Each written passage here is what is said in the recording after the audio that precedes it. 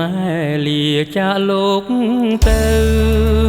ចោលកូនចៅឲ្យរស់នៅកំព្រាយំស្ដាយសោការូបកាយពុកម៉ែជាទីស្រឡាញ់ស្មើត្រួយសង្ខារថ្លៃជាងមាសប្រាក់ដុល្លារក្នុងលោករកទិញមិនមានម្លប់សុខធ្លាប់ជ្រកខ្ញុំបាត់បង់ហើយខ្ញុំយំរៀបរាប់ឥតស្បើយស្ទើរคล้ายរឿងព្រេងនិទានសល់នៅតែឈ្មោះរូបថតធាតុក្នុងកោតគ្មានវិញ្ញាណដំណក់ទឹកភ្នែករយលៀនស្រក់បាត់ពុកម៉ែពីផ្ទះចងចាំមិនភ្លេចគុណធ្ងន់ពុកម៉ែនឿយហត់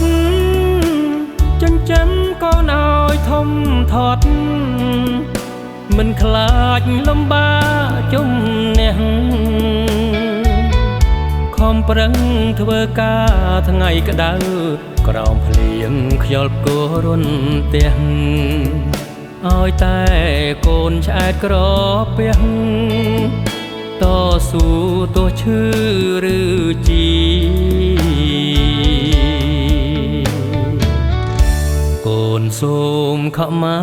ទោសដែលមិនបាន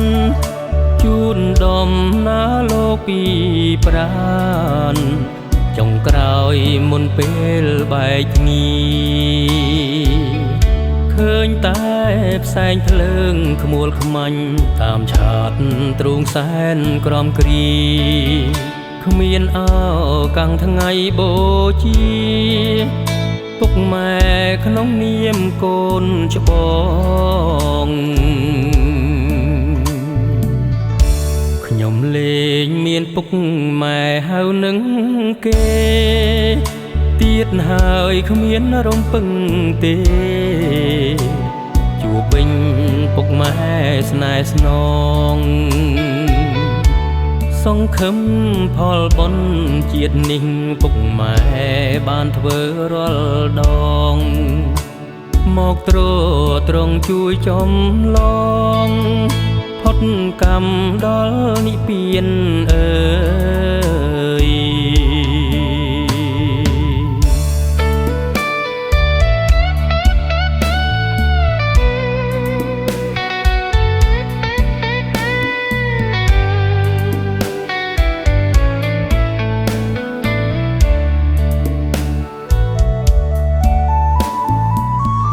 ចងចាំមិនភ្លេចគុណធ្ងន់ពុកម៉ែនឿយហត់ចិញ្ចឹមកូនឲ្យធំធាត់មិនខ្លាចលំបាកជំនះខំប្រឹងធ្វើការថ្ងៃក្តៅក្រោមភ្លៀងខ្យល់ផ្គររុនផ្ទះឲ្យតែកូនឆ្អែតក្រពះតស៊ូទោះឈឺឬជីកូនសូមខមាទោសដែលមិនបានជូនដំណើរលោកពីប្រាន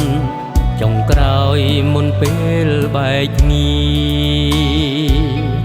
ឃើញតែផ្សែងភ្លើងក្មួលខ្មាញ់តាមឆាតទ្រូងសែនក្រំគ្រីគ្មានអោកាំងថ្ងៃបូជា